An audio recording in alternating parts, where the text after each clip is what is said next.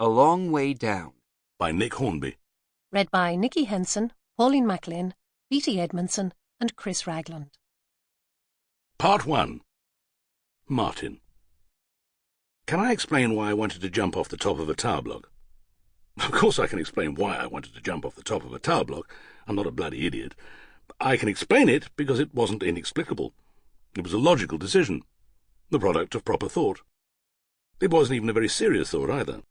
I don't mean it was whimsical, I just meant that it wasn't terribly complicated or agonized. Put it this way, say you were, I don't know, an assistant bank manager in Guildford, and you'd been thinking of emigrating, and then you were offered the job of managing a bank in Sydney. Well, even though it's a pretty straightforward decision, you'd still have to think for a bit, wouldn't you? You'd at least have to work out whether you could bear to move, whether you could leave your friends and colleagues behind, whether you could uproot your wife and kids.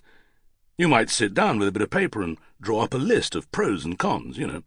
Cons, aged parents, friends, golf club.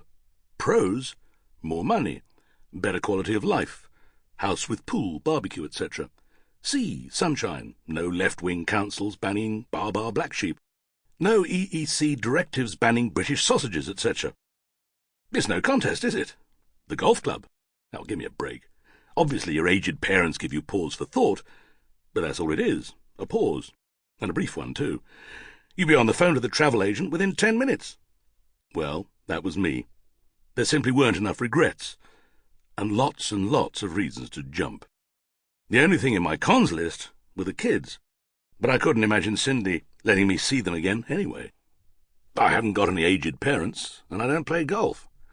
Suicide was my Sydney, and I say that with no offence to the good people of Sydney intended. Maureen. I told him I was going to a New Year's Eve party. I told him in October.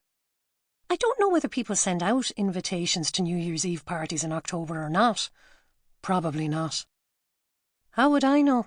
I haven't been to one since 1984.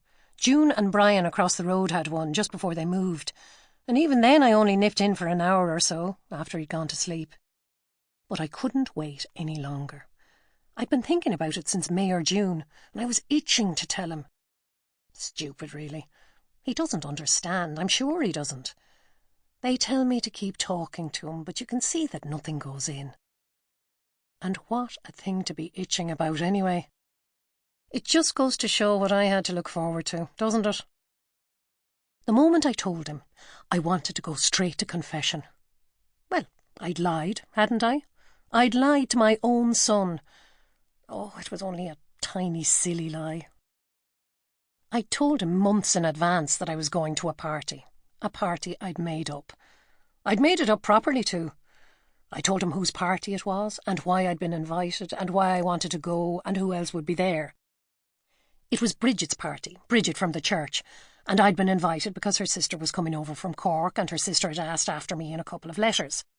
And I wanted to go because Bridget's sister had taken her mother-in-law to Lourdes, and I wanted to find out all about it, with a view to taking Matty one day. But confession wasn't possible, because I knew I would have to repeat the sin, the lie, over and over as the year came to an end. Not only to Matty, but to the people at the nursing home, and, well, there isn't anyone else really. Maybe someone at the church, or someone in a shop. It's almost comical when you think about it. If you spend day and night looking after a sick child, there's very little room for sin, and I hadn't done anything worth confessing for donkey's years. And I went from that to sinning so terribly that I couldn't even talk to the priest, because I was going to go on sinning and sinning until the day I died, when I would commit the biggest sin of all. And why is it the biggest sin of all? All your life you're told that you'll be going to this marvellous place when you pass on, and the one thing you can do to get you there a bit quicker is something that stops you getting there at all.